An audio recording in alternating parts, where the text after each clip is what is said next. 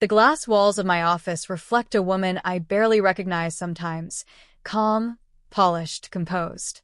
My name is Natalie Brooks, and from the outside, my life looks effortless now.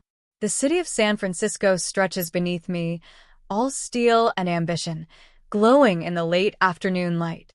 I smooth my navy silk blouse, noticing how the fabric still feels cool against my skin, even after 12 hours of meetings. My phone buzzes.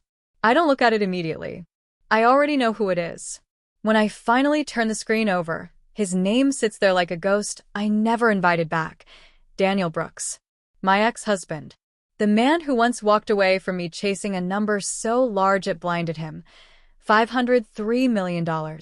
I let out a quiet breath, the kind you release when the past tries to knock on a door you worked too hard to close. Outside my window, traffic moves forward without hesitation. I wish people did the same. The voicemail is short, controlled, legal. He wants a meeting. He wants to talk about the company. The company he thinks slipped through his fingers because of bad timing, because of bad luck, because of me. I almost smile. He still doesn't know. He never asked who owned the shares. Never asked whose signature mattered. Never asked why I stayed quiet when he left. I straighten in my chair, the hum of the city steady beneath my heels.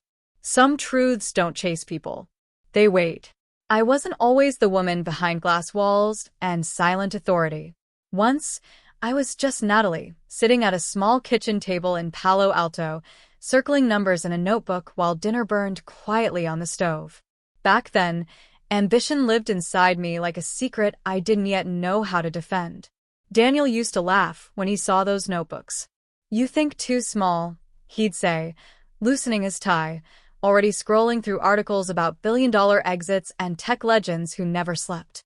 Real money doesn't come from details. It comes from vision. What he never understood was that details were my vision. The night everything cracked, rain pressed against the windows like it wanted inside. Daniel stood across from me, his voice sharp, impatient. He had just received an offer, an opportunity tied to investors chasing a rumored $503 million valuation. His eyes were bright in a way that didn't include me anymore. "They don't need you," he said casually, like he was talking about extra luggage. "They need speed. And I need to be free." Free. The word sat heavy in my chest. My hands trembled as I gripped the edge of the table, my throat tightening, pride and fear tangling together. I wanted to explain. To tell him that the framework, the contracts, the early groundwork, all of it, had my fingerprints on it. But the way he looked at me told me something painful and permanent. He had already decided who mattered. That night, after he packed his bag and walked out without looking back, I drove to my grandmother Margaret's house. She didn't ask questions. She just poured tea and slid a thin folder across the table toward me. "Never confuse silence with weakness," she said gently. "And never build something without protecting your name." Inside the folder were notes, legal checklists, and one sentence underlined in blue ink. "Ownership is power. Never give it away emotionally." I cried in her living room until my chest hurt. But somewhere between the tears and the quiet ticking of her old clock, something hardened into clarity. The next morning, I didn't call Daniel. I didn't fight. I didn't explain. Instead, I opened my laptop, reviewed the documents I had already prepared months ago, and made a decision that would change everything. If he wanted freedom, I would give it to him. But I would keep what was mine. I didn't announce my plans. No social media posts. No pity calls. Just me, my laptop, and the folder for my grandmother. I started small, consulting for boutique tech firms, refining code and contracts, learning investor language the hard way. Every night, I scribbled in my notebook, tracking progress like a soldier mapping terrain. Then came Mr. Harris, a retired venture capitalist with a sharp eye for potential. He found me at a networking event, shaking hands with people who didn't believe I belonged there. "Natalie Brooks," he said, his voice gravelly but warm. "You have vision. You're just too polite to see it yourself." He became my mentor, my anchor, and, sometimes, my most brutal critic. Under his guidance, I learned to negotiate, to read market trends, to command authority in rooms where everyone assumed I was the assistant. I worked nights when the world slept, drafting contracts, building pipelines, convincing hesitant investors that this small company, my company, was worth their time. There were setbacks. Investors who laughed, potential partners who doubted a young woman leading a tech firm. Nights I sat alone in my apartment, tracing my fingers over my grandmother's words. Ownership is power. Never give it away emotionally. But there were small victories, too. The first client who signed a six-figure contract. The first profit statement that made my pulse race. The first whispered congratulations from a colleague who finally saw me as more than Daniel's wife. By the time Daniel thought he had cornered the market, I had quietly bought the shares he assumed were beyond my reach. I filed the papers, sealed the contracts, and watched the company grow while keeping my life outwardly modest. I posted updates on social media that barely hinted at success, a new laptop here, a lunch meeting there, but no one could guess the real value building quietly behind those posts. I learned how intoxicating it felt to be underestimated. Not arrogance, but strategy. He left for a fortune that already had my fingerprints. And I felt the strange, steady thrill of knowing the truth, waiting for the right moment.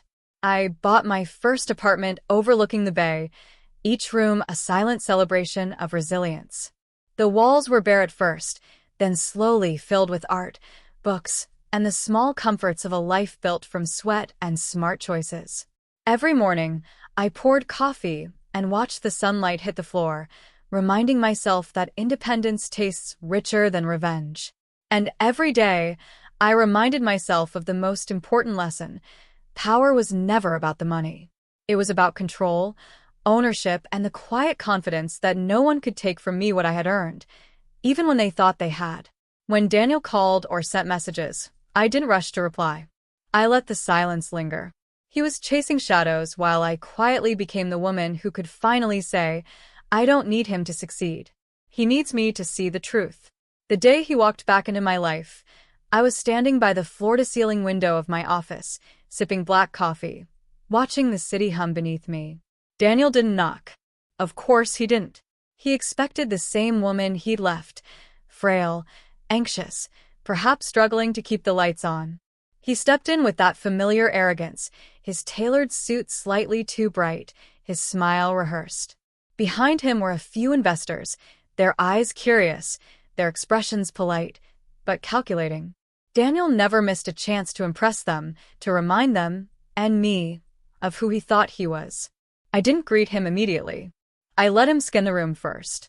He paused near the door, eyes widening slightly as he noticed the walls. Expensive abstract art. Floor-to-ceiling bookshelves lined with titles he had probably scoffed at. My desk, a sleek glass centerpiece, reflected not just the city, but the careful order of my world. The office smelled faintly of jasmine, my grandmother's tea lingering in the memory of the aroma, grounding me in calm. Daniel stepped closer, forcing his voice to sound casual. Natalie, it's been a while. I didn't smile. I didn't move. I let the silence do its work, letting him feel the weight of expectation he never imagined. Finally, I gestured toward the seat across from me. Sit. Let's talk. He obeyed, confusion flickering across his features. The investors leaned in, curious. I took a slow breath. Do you remember the company you chased? The one you left me for? His smile faltered. I raised my hand, letting my calm authority fill the room. It's mine. The shares, the contracts, the valuation, all of it. The $503 million you thought was waiting for you? That's under my name. I own it. Silence. The kind of silence that presses on the chest, leaving people unmoored. Daniel blinked. The color drained slightly from his face. His investors looked at me, disbelief painting every line of their faces. Wait, how? Daniel whispered, his voice losing its bravado. I leaned back, folding my hands neatly on the desk. I followed the plans you laughed at.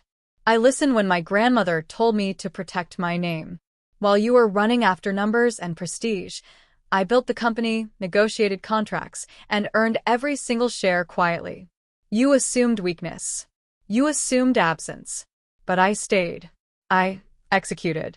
I owned it all long before you realized what it was worth. His investors shifted, murmuring among themselves. Shock replaced admiration. Shame replaced ambition. Daniel's jaw clenched as he understood the depth of his miscalculation. He had left the woman who had quietly built a fortune in the shadows, without him, without anyone knowing. I let him sit with that. Let the weight of his own choices settle. Then I added, softer this time, almost pitying. You left for money, Daniel. But the woman you walked away from? She was the fortune all along. The office hummed quietly, the city continuing below us, oblivious to the reversal of power inside these walls. For the first time, Daniel's confidence cracked. He looked at me, really looked, and realized that the person he thought he abandoned was now untouchable, unstoppable, and entirely in control. I leaned back in my chair, watching Daniel's face flicker through disbelief, regret, and the faintest trace of fear. He had come expecting negotiation, maybe leverage, but I held all the cards now. The room was mine, the company mine, the narrative mine. I'll be clear, I began, my voice calm but unwavering. I'm not here to punish you. But if you want anything from this, attention, partnership, guidance, you'll follow my terms. And not just for me, but for yourself. Daniel swallowed hard, nodding slowly. The investors shifted in their seats, waiting. First condition, respect. You will respect boundaries. No interference. No assumptions that you get a say just because of history. Influence comes from merit, not memory. He flinched but didn't speak.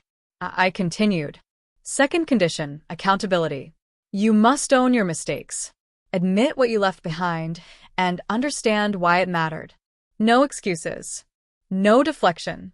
This is not about pride, it's about growth. Third condition, personal growth. I expect you to pursue something meaningful, beyond chasing numbers. Build skills, support causes, or mentor someone. If you're here just for profit, you will fail again.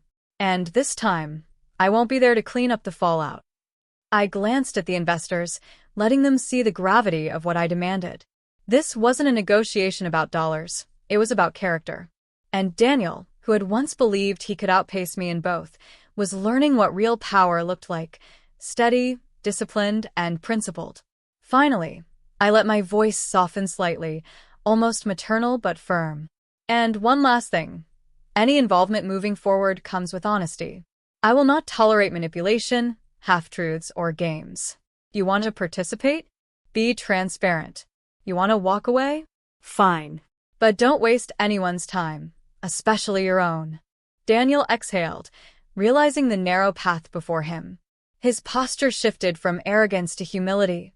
Awkward, uncomfortable humility, the kind that comes only when someone finally sees the consequences of their choices. I could sense the subtle change around the room. The investors were no longer just curious. They were alert, measuring, respecting the clarity and authority I carried.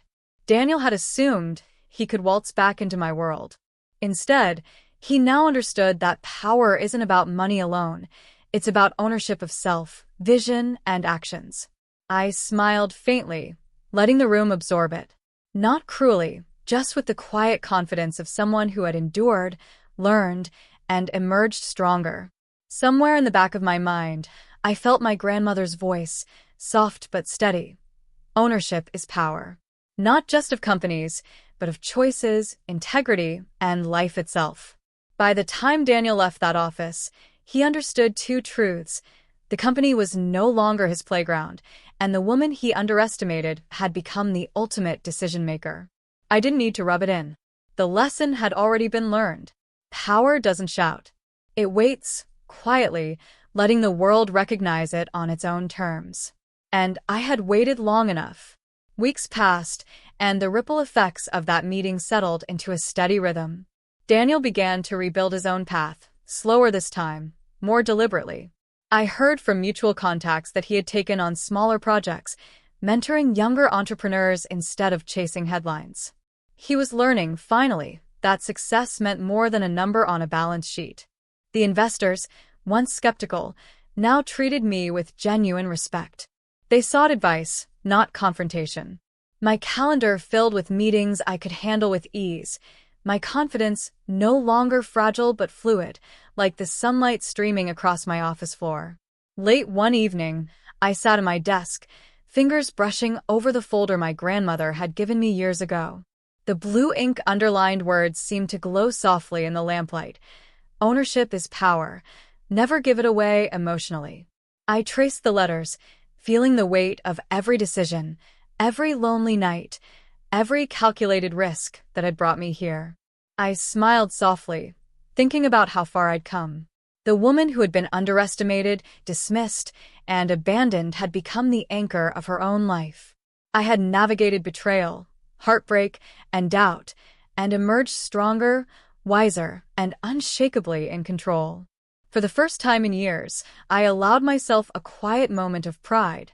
Not arrogance, not triumph over someone else's failure, but genuine recognition of my own resilience. Looking out over the city, the bay glistening in the distance, I whispered to myself, almost as if Daniel could hear it.